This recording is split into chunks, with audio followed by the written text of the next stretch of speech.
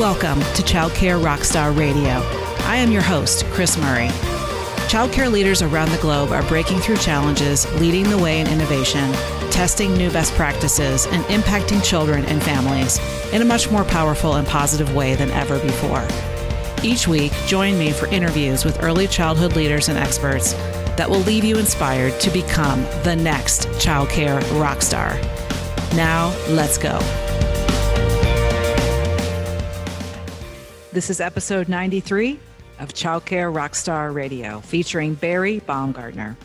Welcome back to the podcast, everybody. This is Chris Murray, your host, and I am thrilled to have you back. I have an amazing podcast episode queued up for you today. I am shooting this at night. This is the first nighttime episode because it gets dark at like 4:30 right now, right? Here in December 2020. And so the lighting in this podcast is a little bit funky. The night shadows are upon me, and I welcome you back in for an hour, a full hour of amazing gems. You got to set aside an hour of your life right now, or do it in two chunks. But whatever you got to do, stick with me on this one. An amazing story is revealed by our guest, Bari Baumgardner, with regard to the most impactful leap that she took in her life that set her up for living an amazing life as an entrepreneur and business owner, and a happily married gal in her second marriage to her great hubby, Blue. And you'll learn all about her and her experiences. And we tie it all in to the field of early childhood and early learning, and how you can use these lessons to enroll people in your life, enroll people in your school, enroll your teams in your vision, and really just clarify where you're headed in this life. It's an amazing story and a great episode here on the podcast. Let me tell you just a little bit about Bari before we jump in. And let me put on my trusty old lady glasses here. Bari Baumgardner is the founder of Sage Event Management, a boutique event production company best known for creating a purpose-driven payday for speakers, authors, and influencers with her sales is service approach. And we talk all about that in this episode.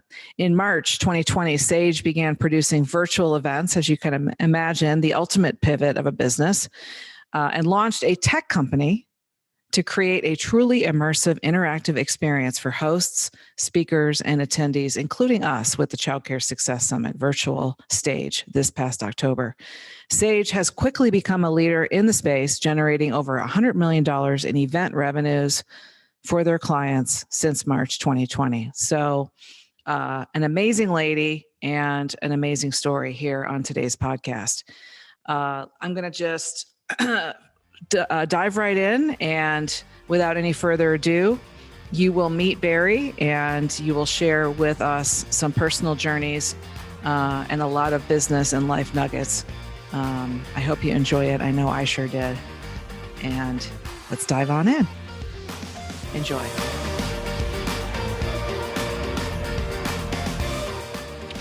Welcome back to the podcast. We are into episode 93, and I am thrilled with today's guest. I can't wait for you to meet her.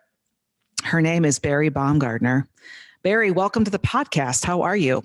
I'm good, Chris. Thank you. I'm so excited to be here. Yay. Where are you right now?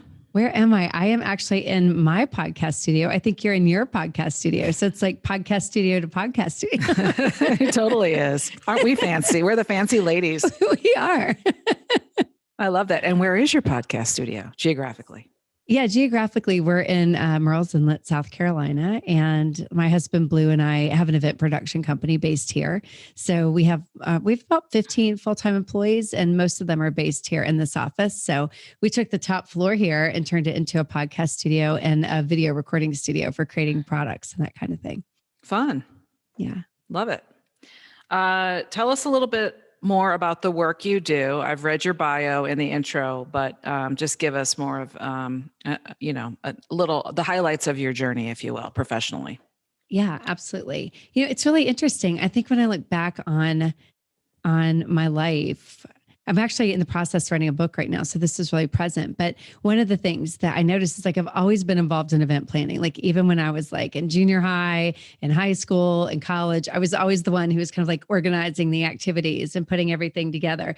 So, I was delighted when I graduated from college to realize that there was an actual career where you could do that for a living. So right out of college, I started working for trade associations, planning events. And lo and behold, it led to me starting my own company. And you can probably relate to this. I know a little bit about your background, but I had a 9-to-5 dad. I had a homemaker mom. We were a very like lower middle class family. No one was an entrepreneur, right? So I don't know where I came from. I'm sure my family has no idea where I came from, but I don't know that I would have started my own business if I hadn't had like this cataclysmic event in my life where my first husband had just a breakdown basically when his family businesses imploded. And it led to me starting my own company. And, I never would have thought I would have done it, but it's been one of the best journeys of my life is creating this business. And part of what's really interesting about it is it started as this part-time venture out of my home.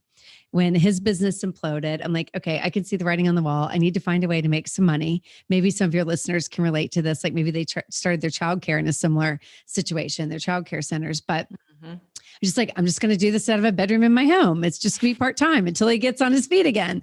Right. And then, my first client turned into another client. Before I knew it, I had too much work. And then I was hiring one person. And when I hired her, I'm like, I just need a little bit of help. I just need you to know this is a dead end job. It's never going to have any growth potential as long as you're okay with that. Like I'm not some big company. I'm just someone running something out of my house. And a year later, she took the job. A year later, she came to me and said, I need help. We have too much business. I need help. So fast forward 16 years later, and we have a multi-7-figure event business. And I have, 15 full-time employees, and we're an event production company who specializes in enrollment events, which are events that help people find their way to coaching and mentorship and support. And now with the latest COVID year, we're actually a tech company too. We now have, in addition to our 15 event planning team, we have 5 full-time developers who manage what is essentially a tech company within our company to make our virtual events work. So it's so interesting. I don't know the journey with your business I know a little bit about, but sometimes it's just about walking through an open door and seeing what happens next. Yeah. For me, it was listening to a whisper that I got in yoga class about this industry and that they kind of, I guess, needed my help. It was just the most bizarre thing. But I went home and started Googling. And before you know it, it was $1 million business. And now it's a multi-million-dollar business with a team of 20. So it's similar to your journey. Yeah. And I think a lot of the listeners will resonate with that because many of them started with a home-based daycare because either their husband maybe got injured or was home, laid off. And they were like, well, I know what we can do. We can take our 2-year-old and our 4-year-old and we can do an in-home daycare. Right. We can save $2,000 a month on daycare expenses, and I can make a couple grand on the side watching the neighbors' kids. And lo and behold, it's turned into 1, 5, 10, 15 schools. And they've grown their empire just from that baby seedling. So just like you and just like me. So I love that. Yeah. So if you guys are listening to these stories and you're finding yourself in that story, I love that. And that's just an amazing thing.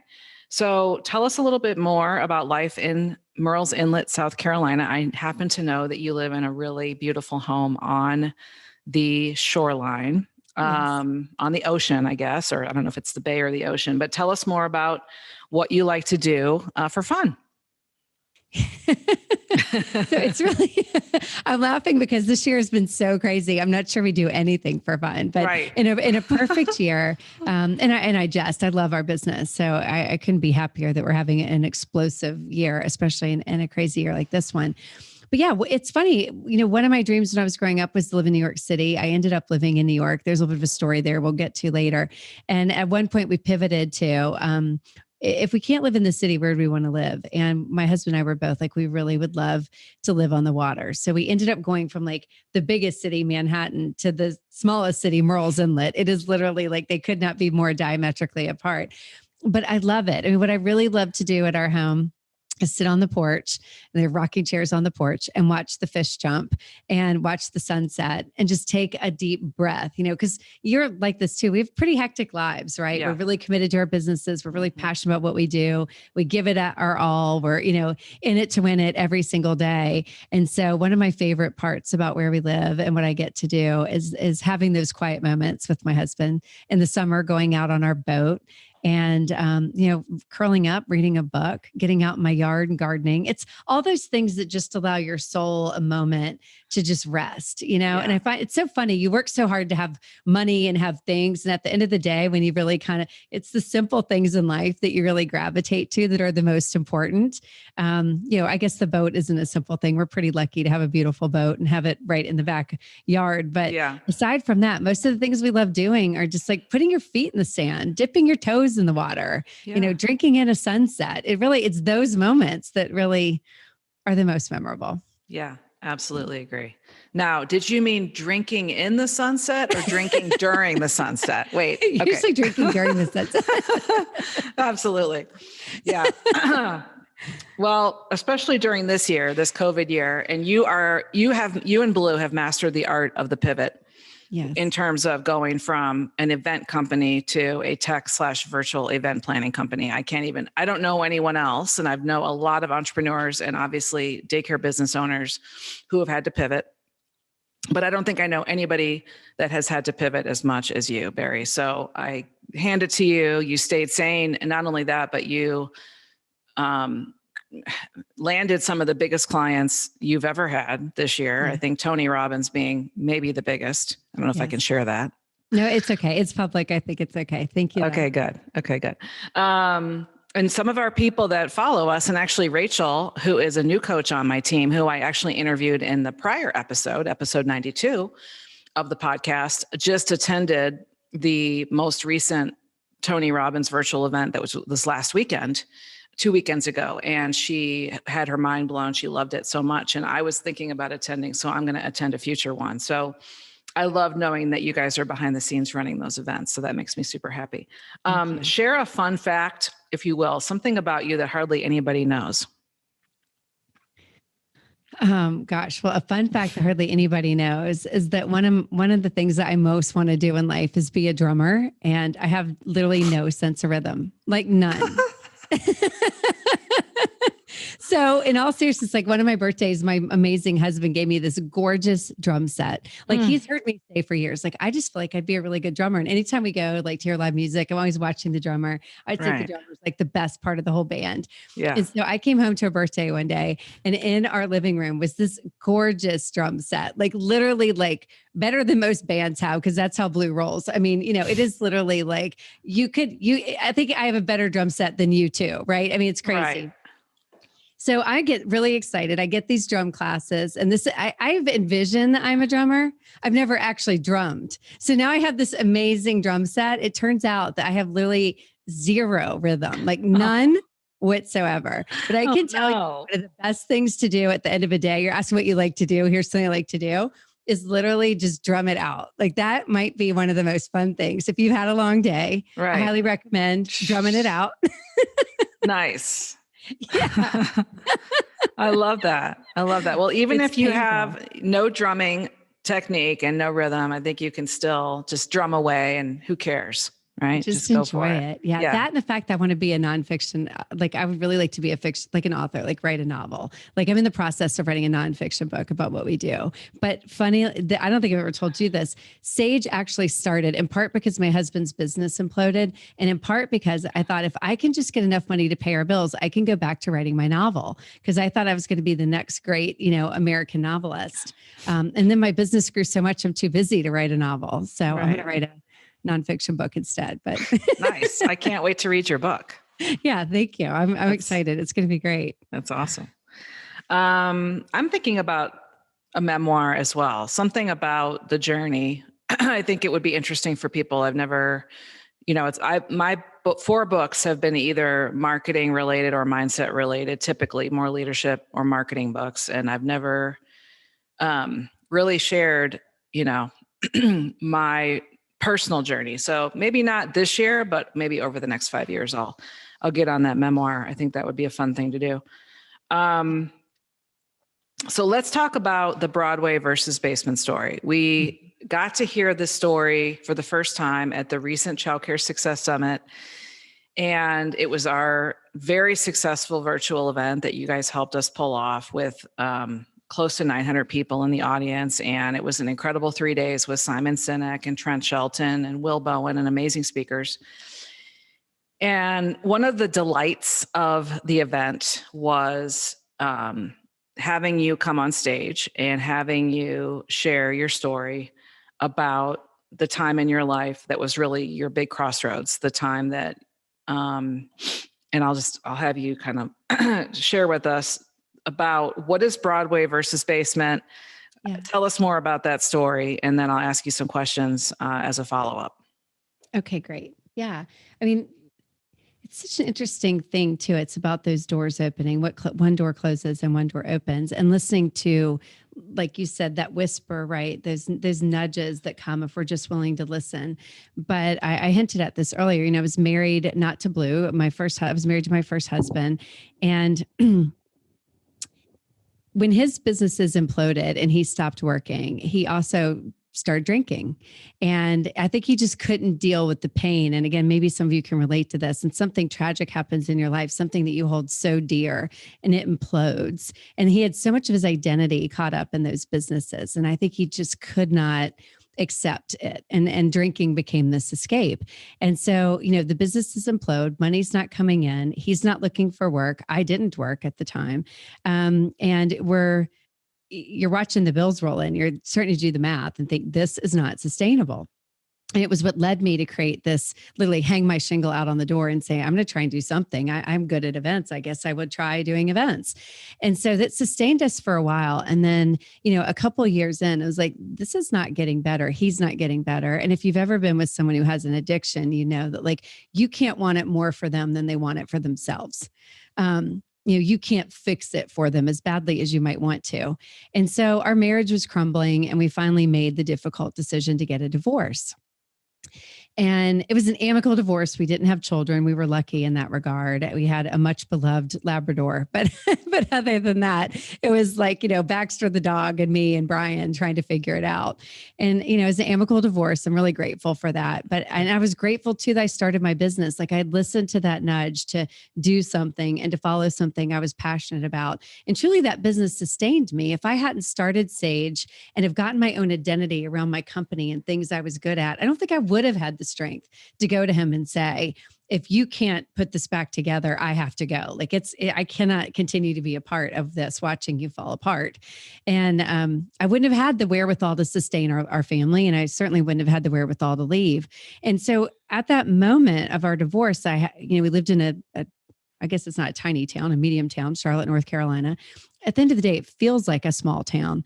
And I just remember thinking, I can't stay here. Like just everybody knows. It felt like everybody knew our story. And I didn't want to be the divorced one, I couldn't stay there. And so my mom came to me, and my mom is an amazing woman. Like truly, she was my first exposure to power of positive thinking was my mom. There was this book, Norman Vincent Peale, The Power of Positive Thinking. Mm-hmm. And I can remember her constantly giving me these little nuggets as a kid, like you're responsible for your own fun. You're responsible, this kind of thing. She's an amazing person. I would not be who I am without her. And when I went to her, I had this idea. I'm like, Mom, I'm going to move to New York City. And she's like, you can't move to New York City. And I'm like, no, I mean, I've always wanted to live in New York City since this high school trip I took.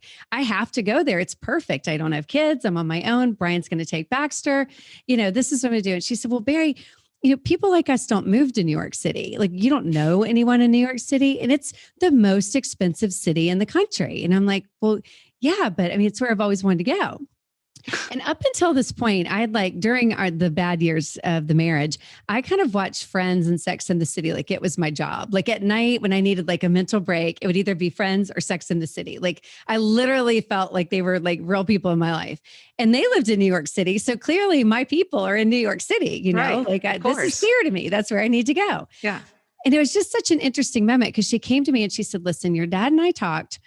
And, we, like I said, my dad was a 9-to-5 worker. I grew up in literally the wrong side of the tracks. There were the railroad tracks and there was our house, in our school district. That's where we lived in this tiny, tiny little house. And at this point, my parents had moved into a better house, but it's still, funds were limited. But she said, your dad and I will turn the basement into an apartment for you, and you'll have your own place to come and go. And while you're getting your life together, you can live in the basement and we won't bother you. It'll be your space. And then once you've got everything figured out, with this fledgling business and this divorce you're going through and all this stuff, then you can figure out what you want to do. And then maybe you can move to New York City. And I remember just thinking about it and thinking, I'm 38 years old. I've always had big dreams for myself and for my life. And I've been dreaming about New York City, kind of this little, you've ever gotten that idea, and when it happens, it catches fire and there's like hope for the first time. Like when I thought about moving to New York City for the first time in years, it was just like, oh my gosh, I could do that. Like I really could do that. I was so excited about it. And so my positive mother, who'd always championed me to kind of put out my little fire, was like, how could this be happening? And it was one of those moments where I'm really a pleaser. I don't like to disappoint anybody. And I had to go to her and say, Mom, I know you love me. I know it seems crazy for me to move to New York City, but I'm going. Like, I am going to New York City. Like, this is my time. I have to do this. I so appreciate the offer, but if I live in your basement, I may as well just curl up and die. Like it's just over, right? Like I'm done. If I have to live in the basement, I'm done. And it was a big moment for me to kind of say no to her, to say yes to me. And that's a big theme for me and for the women that I work with and that I champion, is like saying yes to you. And that was really what it was, like me having to say yes to me. It was a lot of bold moves, like get a divorce. That's, not something I ever thought I'd do. And then, say no to my mom and move to New York City where I didn't know anybody. And it was just a lot of start my own company, all these bold moves in a fairly short amount of time. But when I moved to New York City is where my life and my business really took off. I mean, I worked tirelessly because I just wanted to succeed. But also, I will never forget, I took the train up to this apartment that I managed to get. That's a whole nother amazing story how I got this apartment. But I took the train to the city with literally an Aerobed. Aerobeds come in these little bags that you can wear like a backpack. Yeah. And I literally had stuff like a toothbrush, toothpaste, a change of clothes, a sheet, and this Aerobed. And that's what I traveled to New York City with. And the van was going to come, the moving van was going to come the next day and move everything in. That night, I will never forget this, just putting that Aerobed out and in what was going to be the bedroom and hearing the cabs outside. And I just had like the best night's sleep. It was just the sleep of knowing like your heart is in the right place. You followed what you're supposed to do. Yeah. It was just a sense of complete contentment. Like no matter what happens, I'm in an apartment in New York City. Like I did it. And, it drove me for years. I worked tirelessly to build this little business of mine into that multi-7-figure business. And it's in New York City that I met Blue, my husband and my business partner, and truly like one of the most amazing humans I've ever met. It's such a blessing that he's in my life and in my business, and that we love this business and we've grown it together.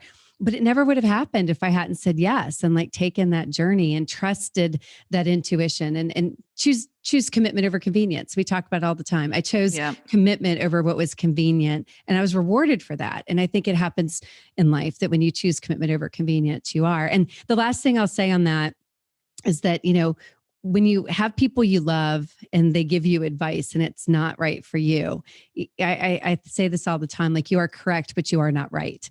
My mom was correct, but she wasn't right. She couldn't see for me what I could see for me. And so often I think we ask people to weigh in on our lives and our choices that although they love us and they're amazing people and they got us to where we are, they're not necessarily going to get us to where we need to go. Mm-hmm. And it's difficult and I think dangerous to give your power away, to give your decision away to someone else. Like you have to make your own decisions, trust your own decisions to be an entrepreneur and to be successful. And I think to be happy.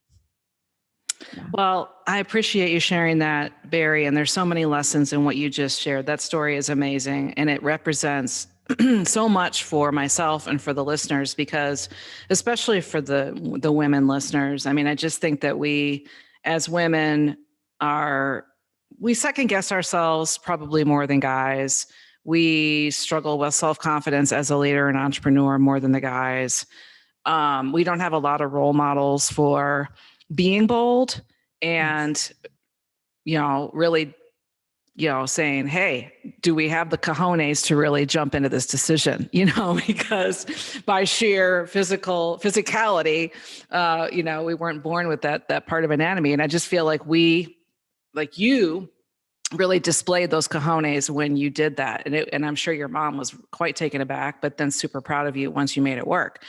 But I think for folks listening is reflecting on our year and reflecting on your life, knowing that those moments exist for all of us. And you, the listener, may be facing that moment today. You may be facing that big decision, that big aha moment of when you need to leap next month, in 2021, or 5 years from now. But I hope that as you're listening to this podcast, that story will stick with you over time, and you'll see yourself in that mirror and needing to make that leap, if you're called to. But I guess I feel like when you went to sleep that night and you knew in your heart, you slept so well because you knew that you were on this amazing journey and this amazing path. And I have also had that same exact moment looking at big decisions in my life, even though it was super, super scary. So I think it's for women and the guys facing the fear and trusting yourself enough to jump and make that leap, even though everyone in your life who supports you might be telling you otherwise, or everybody else who's doing what you're doing in your industry might be doing something completely different, but you still have the courage to do the opposite. So that what you just described in that story has a lot of different incarnations for myself and for our listeners. So thank you so much for sharing it. That's an amazing story. Well, thank you. And I'll just add really quick too, kind of along those same lines, a game I play with myself sometimes, and Blue and I do it as a couple now when we're making a big decision, is what's the worst that could happen? What's the worst that could happen? And so often I think when you really go down that path, I mean, okay, what if I had to move back from New York City? What if I went bankrupt? Okay, well then I'd start from scratch. I mean, when you really start to go down the path, we're so much more resilient than we know. And I'm not encouraging you to put your life in danger. Certainly you need to be safe, but at the same time, so often these fears control us. And when you just face the fear, like grab it, hug it, give it a big kiss, be like, all right, you're the scariest thing. And that's not that scary. At the end of the day, if that's what happens, I think I could get past it. I think I could get over it. But I would never have gotten over never living in New York. That would have haunted me forever. Right. It would have been your life's biggest regret. It would have been. Yeah.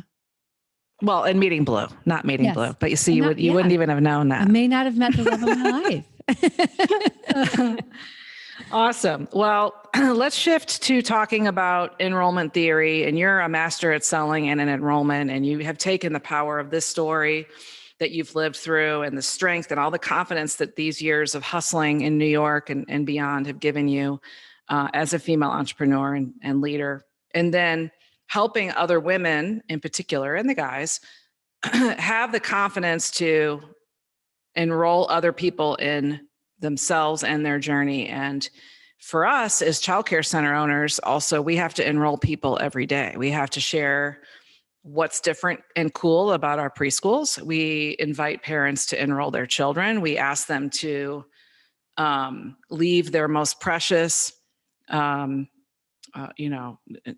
in their life, which is their child, in our care, which takes a lot of trust. And so I often say that childcare center folks are in the trust business. They're not in the childcare business. They're in the trust business. And so we all need to enroll people in our lives. And I just wanted you to share a little bit about how you've mastered that skill. There are little secret sauce components that you have around what's going on in people's heads that keeps them from enrolling and keeps them from saying yes. And as somebody who is in a profession of being an enrollment expert and helping people sell from stage, what can you share with the audience with regard to maybe how they can sharpen their skill set around enrolling people in their lives and in their vision in their schools? Yeah, absolutely. One of my favorite topics. And, I'll just say we look at our business as we save the world one event at a time, one attendee at a time. And I think your people save the world one family, one child at a time, right? Like it is the service that you bring to the world. And so when I look at enrollment theory, and I do prefer enrollment to sales, but what rolls off the tongue is sales is service. Enrollment is service doesn't sound as good, right? Yeah. So we'll just call it sales is service. And it's a mantra that I've said for a long time as I was kind of working through my own approach to enrolling people. I was a kid who literally quit the Girl Scouts because I did not want to sell Girl Scout cookies. Like I love the Girl Scouts. I love the little outfit. I really wanted the patches, but I drew a hard no at selling Girl Scout cookies. I'm like, and now I'm out. Like you had me, but you lost me at the selling Girl Scout cookies. I'm done with that. I'm not into sales. Now, so, I mean, seriously, this is a true story. And so it's ironic that I would end up not only being an event planner, but, in this event world, which I think I was born for, but ending up in this, being known for my enrollment strategy and for helping clients enroll. And the reason I think we're so good at it as a company is that I really believe in the service we provide. And I've done cold call sales and I've done, created my own sales strategy around the sales as service. And what I know to be true is selling something you don't believe in is damn near impossible. It is the hardest job you'll ever do. But selling something you do believe in, that you're passionate about, if you really lean into the person you're serving, it's the easiest thing you'll ever do. So 9 times out of 10, when we're nervous about sales or feel skittish around sales, for sure with the cookies, for me, it was nerves around, will I be good enough? Like, will I be able to move this product? Will I be a failure? Sales brings up all kinds of triggers for us that are about us. But when you turn it around and make it about the person you're serving, then all of a sudden it becomes so much more loving, so much more nurturing. And I think for women, especially, we're wired to love and to nurture. So if we really turn that on in ourselves and think about what are we doing for these families? Like I'll tell you, I don't have children, which is sad. I wish we did, but we don't. But I have an amazing niece and nephew. And I distinctly remember when my sister had her first child, my nephew. And I remember when she found Miss Heba. And Miss Heba was a referral through a friend. And the whole family slept so much better because Miss Heba was amazing. She had opened up her home to these children, and Grayson was lucky enough to get in. And after him, his little sister, Rylan. And we were just having Thanksgiving dinner. And this is the power of what you do. Grace and Rylan were talking about nothing was better than Miss Heba's. And they were going through all the food that she made them. Like Miss Heba's this and Miss Heba's that. I mean, and they just loved her. I mean, what she brought to our family and nurturing these 2 important little souls that are so important to us and giving them an amazing start in life when Holly was working and her husband was working is invaluable. So when you think of what you're doing for these families and these children, the start that you're giving them in life, I think enrollment becomes so much easier, first of all. Yeah. And the other thing is you have to know that most objections that people are going to have, I find come down to the same 5 things. I call it the hierarchy of objection. They're going to start with the thing that is the easiest for them to talk about, and it might be time. I don't know if I'll have time to get them to this school. I don't know if I'll have, there's some time issue with how this is all going to work out in the family. So maybe that's not going to work out. Or maybe I don't have the money. That's one layer deeper. I'd love to have my child in your child care center, but it's a real stretch for us financially. I don't know if I can afford to do it. And then right below that would be getting my spouse on board. Like, I believe that my child should be in there, but I can't get my spouse on board that we should be spending this money. And then below that might be some fear, right? The fear is, will you take as good a care of them as I would? Or would they learn the way they should? Or will they be exposed to something they shouldn't, or whatever it might be? And then the last one is going to be buried the deepest, some sense of self-doubt. Right? Like there's some self-doubt around, I've made bad decisions in the past. This is my child. I can't afford to make a bad decision here. So how do I make sure this is a good decision? This whole hierarchy, time is the easiest to talk about. Money is a little bit harder. Spouse is a little bit harder. Shame is a little bit harder. Self-doubt and fear a little bit harder. Those are the ones buried the deepest, but most likely those are the ones that are controlling the decision. The reality is these days, people are pretty comfortable saying, I just can't afford it. I wish I could, but I can't afford it, right? They're pretty comfortable saying they can't. But if you can get below that, and Chris and I talk about this a lot with her team, anytime you're in enrollment strategy, if you can get to the question behind the question. And, the thing they're saying is the surface, and it might truly be something they need answered, but 9 times out of 10, right beneath that is the question behind the question. And so a quick little thing I learned that I think articulates this best is actually how Disney trains their employees that work at Magic Kingdom. So Disney trains their employees to answer the question, what time is the 4:00 parade? And so obviously the 4:00 parade is at 4:00. Right. And if you work at Disney, you cannot roll your eyes. That is very un-Disney to roll your eyes and give a pat answer to a parent. And so what they're teaching their employees to do is get to the question behind the question. If you're a super tired parent who's been at the park all day with 2 kids who are equally tired and like kind of over it, but don't want to leave, what you're really asking is, what time will I see the parade if I'm standing right here? Mm-hmm. Or where's the best spot to see the start of the parade? Or what time will the parade get to me if I'm standing right here, right? There are all these questions behind the question.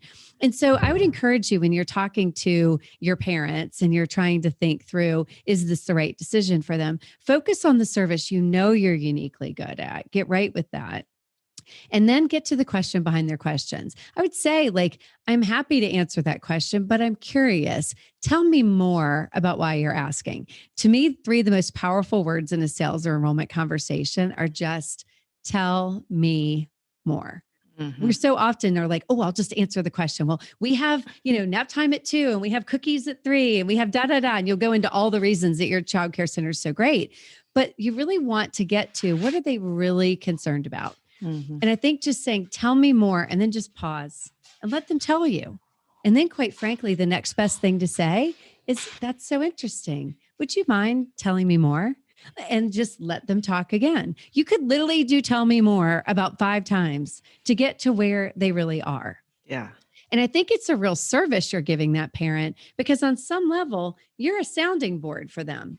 They're trying to work out in their head, what is the right decision for our family and for our child? And are you right fit for us? Yeah. And if you just rush to give the answer versus really getting to the question, you're doing them a disservice on some level, and you're doing yourself a disservice, because ultimately you want it to be right fit. They will be a long-term client. Like Miss Heba, she got Grayson, she got Rylan. The minute Rylan and Grayson graduated into kindergarten, then we were like the referral for her forever. Our family used to send Miss Heba Christmas gift. You know what I mean? So the impact that you're having by forming a trusting relationship. And Chris said it earlier, you're in the trust business. But the trust business is founded on getting to the question behind the question with genuine curiosity. Like, you think about this parent, aren't you curious? Like, what is their life really like? What's really holding them back? What would it do for themselves and their business and their career if they didn't have to worry about their child? If you're genuinely curious about that, let that curiosity reign, because it'll get you to the answer you're really trying to get to.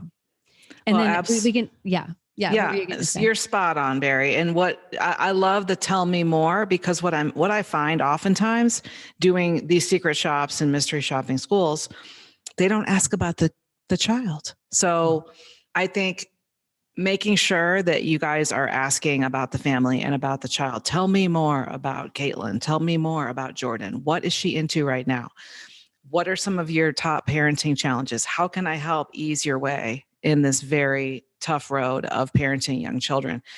Because today's millennial moms are so insecure, anxious, and nervous with social media happening, and they just want to make sure they're making the right decisions. And so oftentimes that's the shame and self-doubt piece, right? Exactly. Especially if they've made any mistake at all along the way, which, to be an entrepreneur is to make mistakes. To be a parent, although I'm not one, I see this from afar. To be a parent is to make mistakes. To be alive is to make mistakes.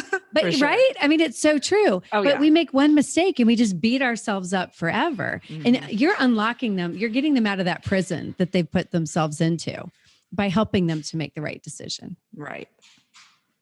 If it's truly not you, better to know now and not waste any time on it. Right. I think.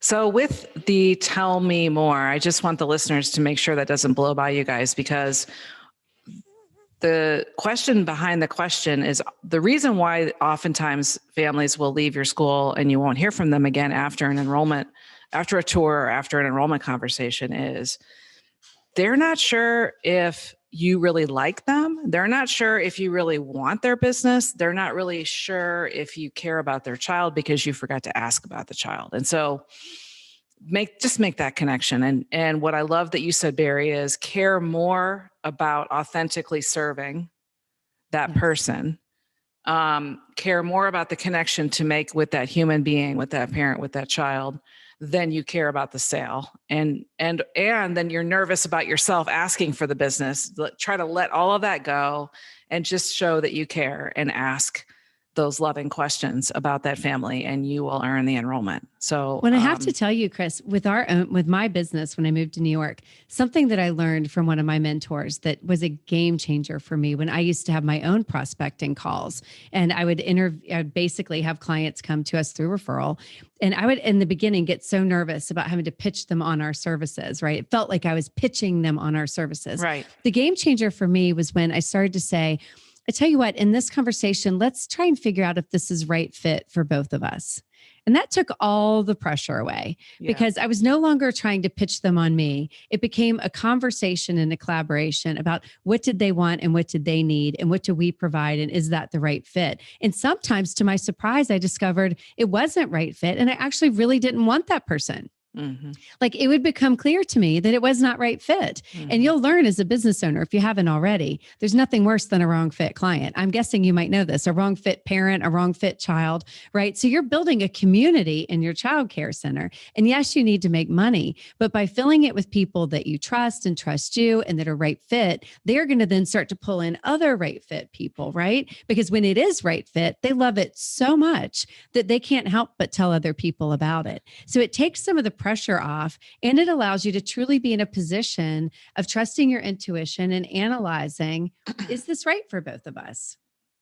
It leads to the next piece for me, which is, hierarchy of objections is what we just went through, but hierarchy of enrollment is equally important. So if we go down time, money, spouse, fear, shame, and self-doubt, we have to work our way up from enrolling ourselves in our vision, enrolling our family in our vision, enrolling our team in our vision, and then enrolling our clients in our vision. And the reason this is important is that if you're not enrolled in your own child care center, meaning that you're not enrolled in the service you provide, and the value you deliver, it's going to be damn near impossible for you to convince somebody else that it's a good decision for them to enroll. Mm-hmm. So when you're thinking of working through objections your parents might have, you really have to have a get right moment with yourself where you really enroll yourself in how important your service is in the work you do, in the work your team does, and the change you're making in the world. You have to come at sales from that place of I'm deeply enrolled in the work I do. And then I enroll my family in being supportive of it, because if they're not, it's going to be drudgery every day. And then I enroll my team in my big vision. And Chris is a master of this. If you are not in Child Care Success Academy, you need to do that, because that is surrounding yourself with like-minded people who can keep you in that space. And she and her team train your team on exactly what they need to do to be in that space. You can't be a one-man brigade and be over here and everybody else is over here. Every day is an enrollment game. Every day you have to wake up and enroll yourself and you, and then enroll your family in your big vision, and then enroll your team in your big vision. And if you're thinking like, I did that last week, nope, every day you've got to do it if you're going to be a successful entrepreneur. Yes. And you'll find the ship turns, because when the parent senses your enrollment, when the team senses your enrollment, when the parent senses how enrolled your team is, they can't help but be enrolled. Mm-hmm. But you really have to set aside time for that. It can't be all just go do. That mindset piece of being enrolled in you and your big vision is super, super critical to being successful and to being happy. Mm-hmm. Like I was so enrolled in going to New York that even my mom couldn't talk me out of it, right? It came from that place of knowing. And I think that's critical. Every big decision I've made in my business, including the pivot in COVID this year, came from a place of knowing there was more and to lean in. And it might not be hard. It might not be easy, but it would be worth it. Mm-hmm. Well, and it brings to mind, Bari, the other day I was thinking about this intense, the vibe and the energy of the Child Care Success Academy now versus 2.5 years ago, 3 years ago. It's been a journey of success and growth all along the way over the last 8 years. But in particular, 2 years ago, I set out the guiding principles of the Academy. And ever since, we as coaches and founders continue to always wake up with, remind, and guide with our guiding principles. And these are slightly different than core values, but similar. But it's really ways of behaving and being that we guide our members to live their best life up here with these guiding principles. And ever since I created those with my team, and we communicate them almost every day through coaching, the Academy has never been bigger, more successful, full of love, full of support, happiness, wins, joy, laughing. It's just an amazing thing to be part of. So thank you for saying those things about the Academy. But I was reflecting yesterday because I was like, I wonder what was the big, several little hinges swing big doors. And I'm going, what was the little hinge that really swung it? And I think those guiding principles. And so you were talking just about sharing your vision, enrolling, re-enrolling. And for me, it's waking up with the growth mindset, waking up thinking about abundance, not lack, waking up thinking about, I want to hear everybody's voice, even the most shy, introverted person in the corner. I want to hear her voice, so just living those every single day. And people can really get my vibe that I really am truly living those. So thanks for saying that. I want to shift to talking a little bit about running your business with your hubby. Lots of our listeners are running a family-run business with a spouse, with a sister, with their best friend, with somebody that they love very much. And then there can be times when a business gets in the way of that loving relationship. It can just be even more challenging when you're running a business with somebody that's your partner. So what have you learned? Give us a lesson or two or a nugget or two about building a fast-growing business with your spouse. Yeah, such a great question. I think what's interesting, we both had the starter marriage.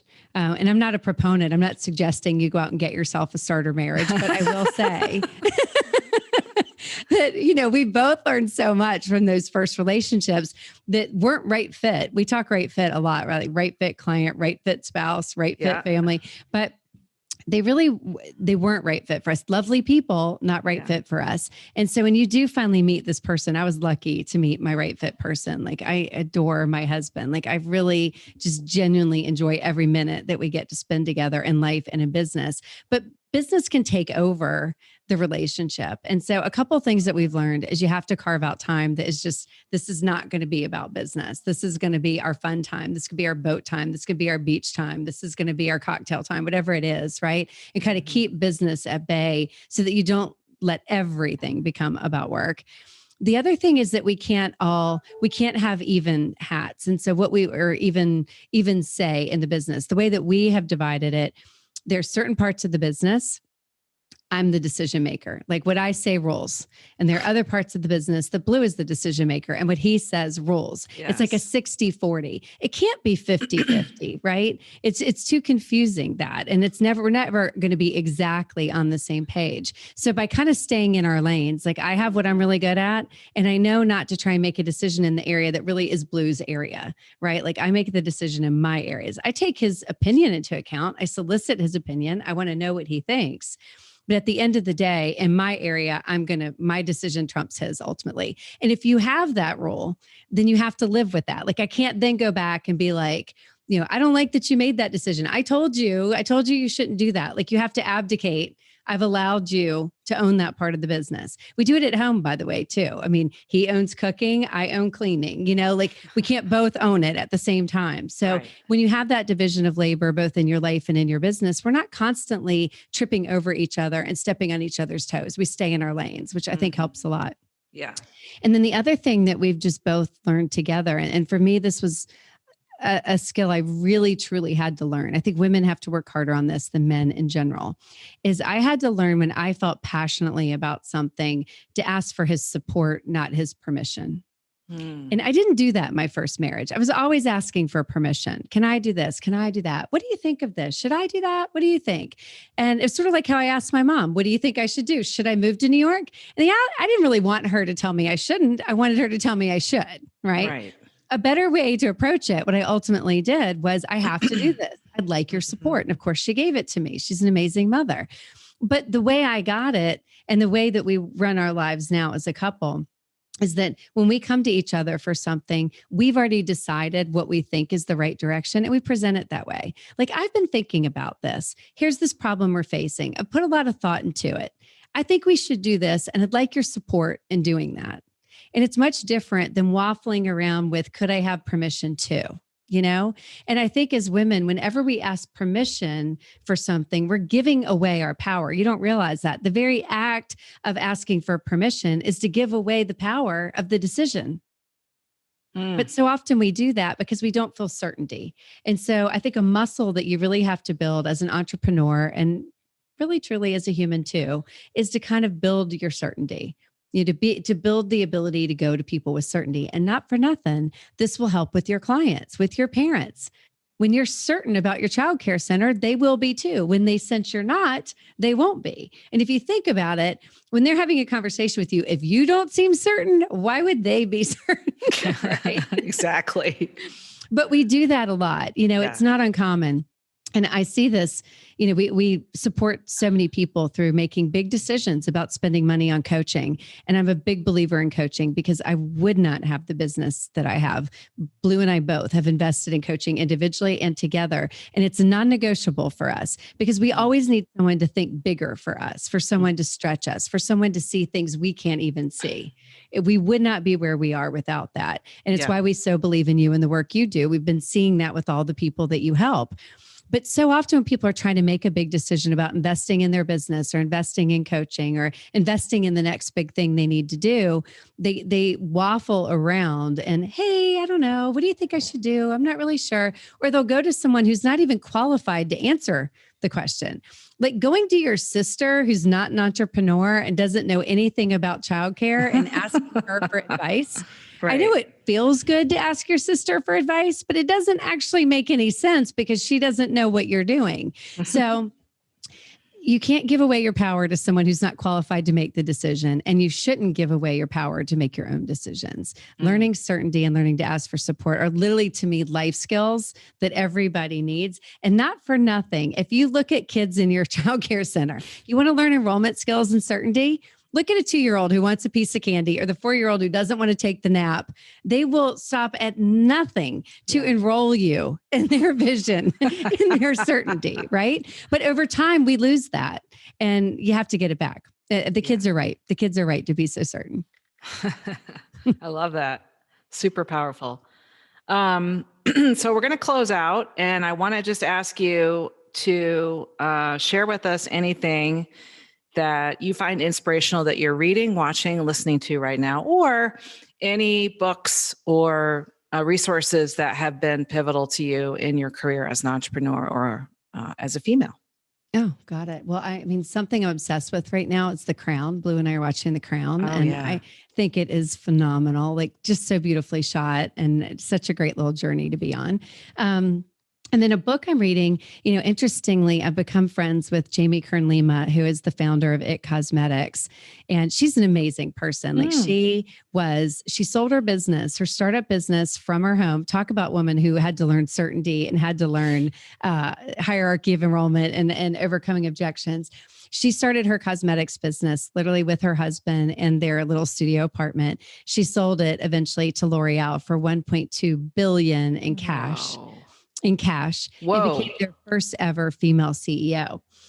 She just wrote a book called Believe It, going from underestimated to unstoppable. And so I got an advance read on this book because we're helping to plan her book launch in February. We're doing it through a live event, of course. So we're hosting a big live event and it'll be the launch of her book. And I highly recommend it. I think you can pre-order it now in like Target and Amazon and all that good stuff. It's Jamie Kern-Lima.